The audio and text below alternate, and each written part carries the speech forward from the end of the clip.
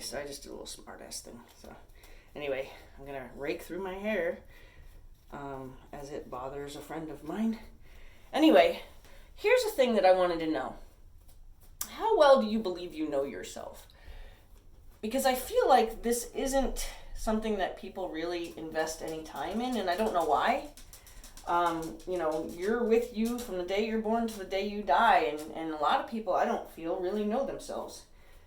I don't think they know themselves for who they are. I think they know themselves for who they're not. Like, I'm not the type that does this, or I'm not the type that does that. I think people know who they are not. So maybe that's where somebody should start. I know who I am. And I'm glad I know who I am because I like who I am. One of my friends was complaining some years ago about being single. She wasn't complaining that she was alone. She wasn't complaining that she was lonely. She just, was complaining that she was currently single.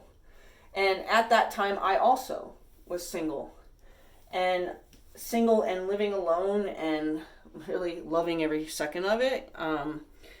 I was deliberately single for 5 years. It was kind of like I had some tumultuous relationships and decided I need a break from trying to please anybody. And it was time for me. So I actually chose to be alone for 5 years.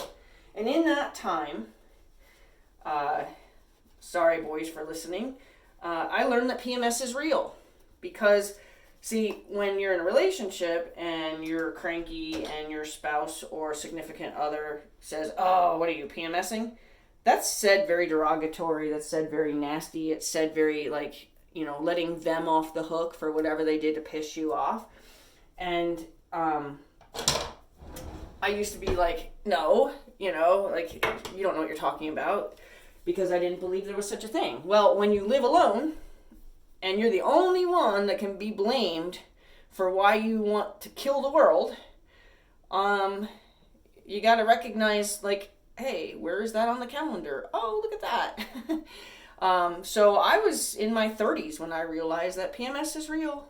And then it became kind of a joke amongst myself and my friends because, then we all kind of just joked about it. But anyway, I think the most valuable thing you could do for yourself is if you're already married and there's no going back, in the sense of you're never going to be able to be single and alone again, take a vacation alone.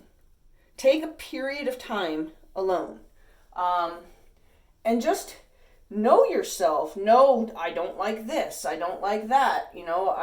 This makes me, savor the moment. So this is something I didn't even realize I liked, or try new things and be like, oh my God, I didn't even know I was capable. Have you ever discovered in your adult life that you're good at something you didn't know you were good at? I would love to learn how to sing. I never really thought of singing as anything but, being able to belt along with the radio. But to know, when you watch The Voice and stuff, and to hear them make technical comments oh, that was technically perfect, or where they're talking about the science of singing, the actual, there's something about it. I didn't know that. So now I'm interested in learning how to sing. Can I sing? I don't know. Can I hold a tune? I don't know.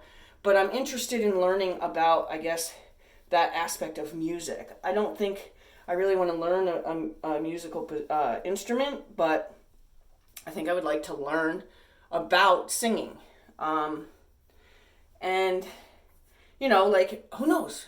I could find out that I'm, my age and I have this incredible opera voice I never even found. Have you ever found something about yourself you didn't know because you just decided one day you were going to try it because somebody encouraged you to, or you joined somebody on a trip and they said, let's try this. And then you found out, wow, I'm really kind of good at this. Archery, do you know if you're good at archery? Well, not until you try it, and you might find out that you're amazing at archery, I like the idea that we're not done discovering ourselves. And, I think only really alone time is going to help you get there.